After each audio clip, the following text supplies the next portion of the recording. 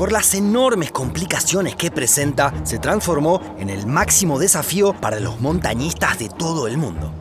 Te invitamos a conocer Gangkhar Puensum, el pico más alto del mundo al que todavía no llegó el ser humano. Poner un pie en un lugar en el que jamás estuvo otra persona tiene un significado único. Después de más de medio siglo de que Neil Armstrong lo hiciera en la Luna, todavía hay muchos lugares en la Tierra que se mantienen vírgenes de presencia humana. En 1953, el nepalí Tenzing Norgay y el neozelandés Edmund Hillary completaron una hazaña que los ubicó en los libros de historia. Fueron los primeros en alcanzar la cima del monte Everest, el más alto del mundo. Pero, a pesar de que se trata de la más alta, la ascensión al Everest no es la más complicada de todas. De hecho, año tras año se emiten centenares de permisos y son cada vez más los exploradores que se animan al reto. Por fuera del Everest hay un pico que puede ser el sueño de los montañistas más experimentados. Se trata de Gangkhar Puensum. Tiene una altura de 7.570 metros, por lo que está en el puesto 45 entre los más altos del mundo. Pero los 44 que lo superan en altura ya fueron visitados por seres humanos. Esta montaña también se encuentra en la cordillera del Himalaya, la más impactante del planeta y la que ofrece los picos más elevados sobre el nivel del mar. Pero se trata de una zona tan inexplorada y de tan difícil acceso que ni siquiera podemos tener una fiabilidad total sobre el país en el que se encuentra. Está muy cerca de la frontera entre Bután y China, pero los límites en la zona no están del todo demarcados y existen varias controversias. Para los butaneses, Gangkhar Puensum se encuentra en su territorio. Los chinos, en cambio, aseguran que la montaña indica el límite entre ambos países. De una forma u otra, para comprender por qué no se ha tocado este lugar, tendremos que introducirnos en Bután. Es un pequeño país, obviamente muy montañoso, rodeado por India y China.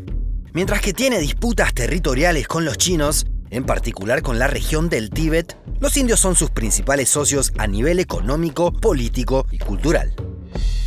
Luego de estar aislados al exterior durante mucho tiempo, los butaneses comenzaron a abrirse en la década de 1970, cuando empezaron a recibir a algunos turistas.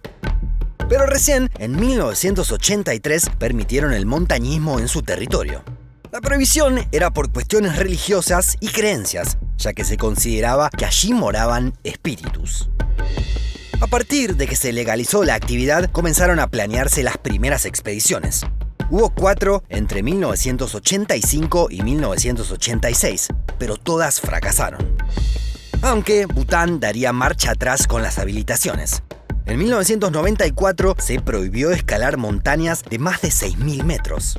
Una década más tarde hizo extensiva la prohibición a todo el alpinismo dentro del país. En el medio, una expedición japonesa obtuvo permiso de China para intentar alcanzar la cima desde el lado tibetano. Comenzaron la escalada, pero luego se les retiró la habilitación por el conflicto fronterizo de ambos países. Los japoneses apuntaron a un pico subsidiario, Liangkankangri, y lo alcanzaron, pero no lograron el objetivo principal que se habían propuesto, Gangkhar Puensum. Este pico se volvió muy apetecible para los escaladores por varias cuestiones. No solo tiene el récord de ser el más alto que nunca fue escalado, sino que se agregaron otras cuestiones.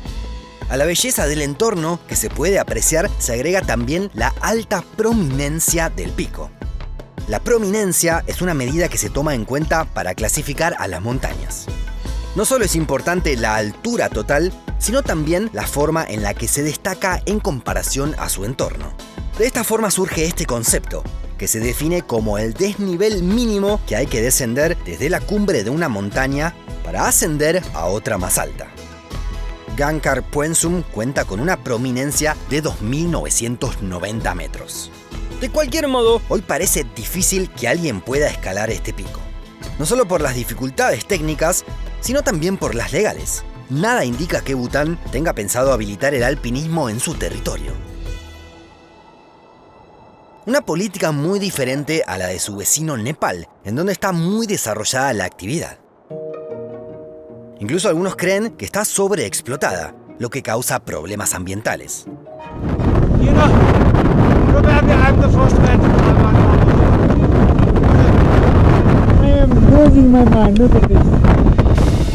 Bután cuenta con 750.000 habitantes y una superficie de 38.000 kilómetros cuadrados, similar a la de Suiza, no solo por su extensión, sino también por las altas cumbres que se pueden apreciar. En este país se busca cuidar este entorno virgen, incluso a riesgo de perder oportunidades comerciales. Es que no solo está prohibido el montañismo, sino que está muy restringido el turismo en general. De hecho, casi todos los visitantes deben tramitar una visa antes de su llegada. Solo hay 3 excepciones: los ciudadanos de India, Bangladesh y Maldivas. En total solo se autoriza la llegada de 100.000 turistas por año, a fin de preservar las tradiciones locales. Solo se permite el ingreso de extranjeros mediante viajes organizados, y se requiere además que tengan un gasto diario mínimo de $200.